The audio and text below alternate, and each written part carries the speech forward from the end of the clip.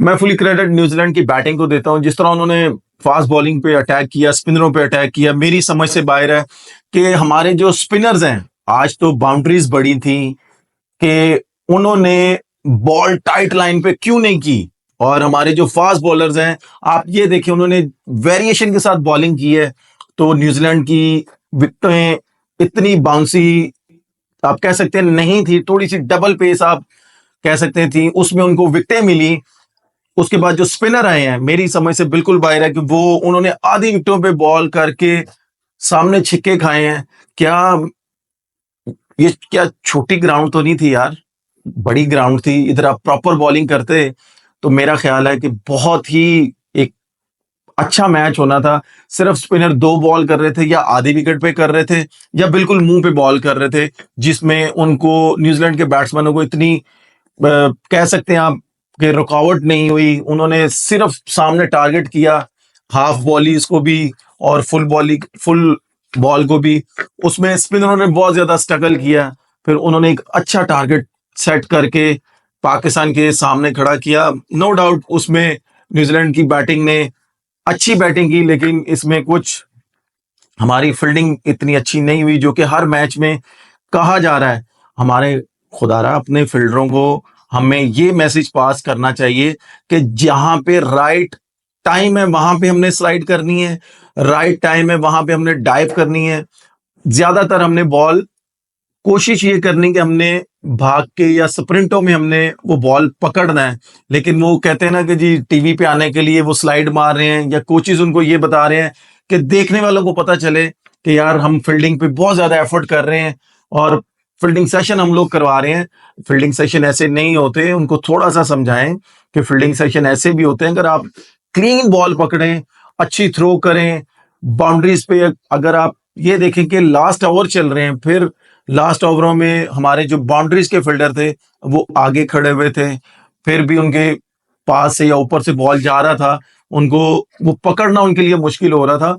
तो उनको ये थोड़ी सी चीज सोचनी पड़ेगी कि अगर हमारे बॉलर स्ट्रगल कर रहे हैं तो हमने फील्डिंग में थोड़ा सा इनको सपोर्ट करना है कि इनका वो कॉन्फिडेंस ऊपर आए, जो इस बार बिल्कुल नजर नहीं आया। इस मैच में, तीसरे मैच में मुझे नजर आया था फील्डिंग में कैचेस उन्होंने पकड़े, लेकिन बाउंड्रीज भी उन्होंने करवाई, लेकिन इस मैच में भी उन्होंने किया है। मेरी समझ से बिल्कुल बाहर है कि पाकिस्तान कोचिस क्या करना चाह रहे हैं इन प्लेयरों के साथ। उनको चाहिए कि प्लेयरों को एक अच्छी चीज बताएं। नो डाउट कि मैंने खुद इन कोचिस के साथ खेला हुआ है, यूसुफ भाई के साथ खेला हुआ है, क्योंकि मेरे ये सीनियर प्लेयर थे, मेरे ये कप्तान भी थे। इन्होंने बहुत अच्छी चीजें मुझे बताई हैं और बड़ा फ्रेंडली होके बताते हैं, बेस्ट फ्रेंडों की तरह बताते हैं। आकिब भाई की कोचिंग में भी खेला हूँ, अजहर महमूद की कोचिंग में खेला हूँ, कि ये बड़ा प्राइडली लेके चलते हैं पूरी टीम को। प्लेयरों को चाहिए कि इनसे ये चीजें सीखें जो ये बताना चाह रहे हैं। वो अगर चीजें अप्लाई करेंगे अंदर ग्राउंड में तो बहुत अच्छी इनको वो कंफर्ट लेवल मिलेगा। तो वो अंदर चीजें अप्लाई करेंगे तो वो समझ लें कि मैं आपको क्या बताऊं कि मैंने खुद इनके साथ बहुत क्रिकेट खेली है और इनके अंडर खेली है क्रिकेट। बहुत सी चीजें आपको सीखने को मिलती हैं और दूसरी टीमों पे अगर वो अप्लाई करते हैं तो आपका ऑटोमेटिकली कॉन्फिडेंस बहुत बड़ा हो जाता है और आप दूसरी टीम को प्रेशराइज कर सकते हैं। तो हमारे नए प्लेयरों को ये थोड़ी सी चीजें सीखनी पड़ेंगी।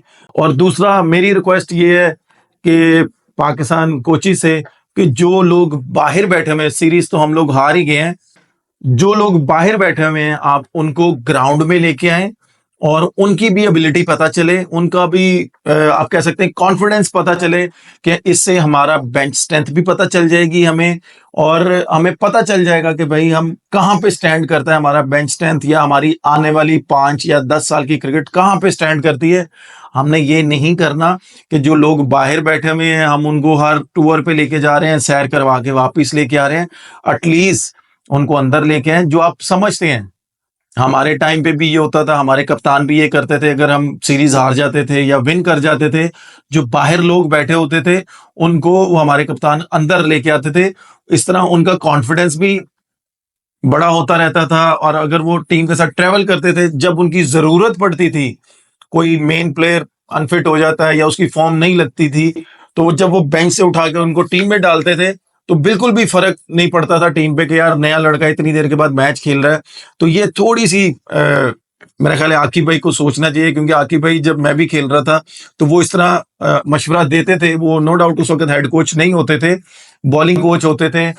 तो मेरा ख्याल है कि आकिब भाई को अब तो माशाल्लाह वो हेड कोच हैं, वो अगर इस तरह चीजें करेंगे तो हमारी बेंच स्ट्रेंथ भी पता चल जाएगी।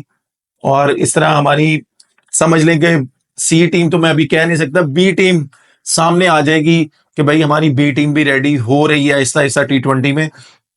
फिर मैं यहाँ पे बात करूंगा न्यूजीलैंड की बॉलिंग की, कि न्यूजीलैंड की बॉलिंग आउटस्टैंडिंग हुई है और उन्होंने ये बिल्कुल भी फील नहीं किया कि भाई लास्ट मैच में हमें कैसी मार पड़ी है और हमने कहाँ पे गलती की है बॉलिंग पे। उन्होंने इस चौथे मैच में आए हैं, वो मेरा ख्याल है अपने एनालिस्ट के साथ बैठ के उन्होंने सारी वीडियोस देखी होंगी, क्योंकि मैं बड़ा क्लोजली देखता हूं, मैंने इनके साथ बड़ी लीगें देखी हैं, खेली भी हुई हैं इन बॉलरों के साथ और प्लेयर्स के साथ। वो जहां पे थोड़ा सा स्ट्रगल करते हैं वो खुद एनालिस्ट के कमरे में जाते हैं और वो उनसे जाके बात करते हैं, मशवरा करते हैं, वो बताते कहते हैं कि जी हमें इस बैट्समैन की वीडियो दिखाओ। तो मेरा ख्याल है कि न्यूजीलैंड के बॉलरों ने पूरी वीडियो देखी होगी अपने अपने एनालिस्ट के साथ, और उनके बॉलिंग कोच ने भी साथ बैठ के उनको बताया होगा कि भाई इनका ये एरिया स्ट्रांग है, अगर हम इस एरिया पे बॉल नहीं करेंगे तो पाकिस्तान की बैटिंग थोड़ी सी स्ट्रगल करेगी। जो कि उन्होंने उस एरिया पे बॉल नहीं किए, पाकिस्तान की बैटिंग स्ट्रगल की। आपके सामने पूरी, अगर ऊपर से हमें स्टार्ट अच्छा नहीं मिला तो हमारी जो नीचे की बैटिंग है, मिडल ऑर्डर या आप कह लें number 4, number 3, number 5, number 6, totally expose हो गई है। जब तक हमें ऊपर से अच्छा स्टार्ट नहीं मिलेगा तो हमारा मिडल ऑर्डर इसी तरह फ्लॉप होता जाएगा। जो कि आप सबको पता है कि मिडल ऑर्डर का तब ही पता चलता है कि जब ऊपर से अगर आउट हो गए हैं तो हमने टीम को कैसे निकाल के लेके जाना है आसान तरीके से।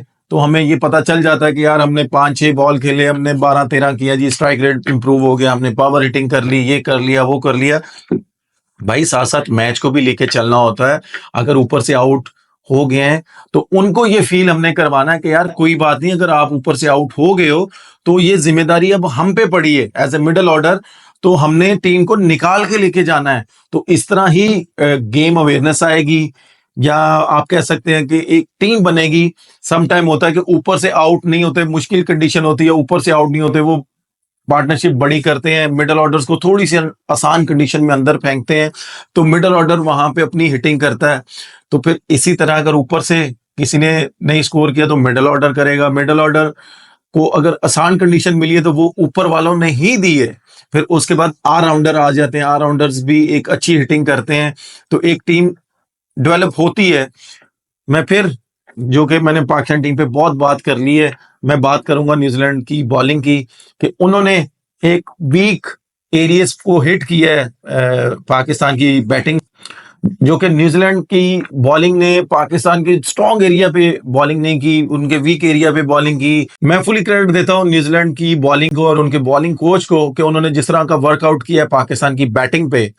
उन्होंने पाकिस्तान की बैटिंग को बिल्कुल एक साइड पे कर दिया, वन साइडेडली वो मैच जीत गए हैं और वो सीरीज उन्होंने विन की है। मेरी तरफ से मैं फुली क्रेडिट न्यूजीलैंड टीम को देता हूं, न्यूजीलैंड क्रिकेट बोर्ड को देता हूं कि उन्होंने अपनी बी टीम खिलाई, अभी सी टीम भी नहीं उन्होंने खिलाई, कि उन्होंने पाकिस्तान की टीम को हराया, सीरीज विन की है। लेकिन हमें ये नहीं समझ आती कि हम जब मैच हारते हैं, सीरीज हारते हैं, हम कहते हैं जी हम नई टीम बना रहे हैं, नई टीम डेवलप कर रहे हैं। तो भाई ये पाकिस्तान की टीम है, पाकिस्तान की शर्ट पहने हुए आप लोग पाकिस्तान के साथ मत खेलें।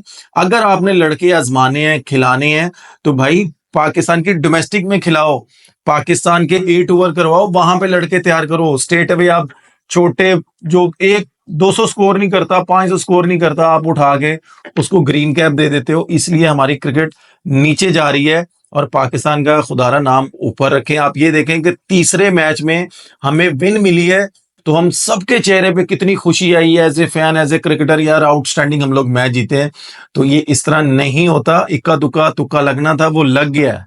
लेकिन हमें अपनी क्रिकेट इंप्रूव करनी पड़ेगी। आप लोगों से रिक्वेस्ट है कि भाई क्रिकेट ज्यादा से ज्यादा इंप्रूव करें, नए लड़के आप लेके आए, मैं ये बिल्कुल भी नहीं कह रहा, लेकिन जिनकी परफॉर्मेंस आउटस्टैंडिंग है उनको लेके आए, उनको ग्रीन कैप दें, उनको ग्रीन शर्ट बनाए, तब उनको पता चलेगा इस ग्रीन कैप की वैल्यू का। फिर मैं यहाँ पे बात करूंगा न्यूजीलैंड के बॉलर्स की, न्यूजीलैंड के कोचेस की, कि उन्होंने जिस तरह की बॉलिंग करवाई है पाकिस्तान के अगेंस्ट, आउटस्टैंडिंग। मैं न्यूजीलैंड क्रिकेट बोर्ड को भी मुबारक देता हूं कि उन्होंने फिर बी टीम खिला के पाकिस्तान से सीरीज जीती है। एक दफा न्यूजीलैंड पाकिस्तान आई थी तब वो सीरीज जीते थे, अब वो अपनी होम कंडीशन में जीते हैं, तब भी मैं उनको मुबारक देता हूं। इंशाल्लाह ताला आपसे फिर मुलाकात होगी अगले मैच में। पाकिस्तान जिंदाबाद।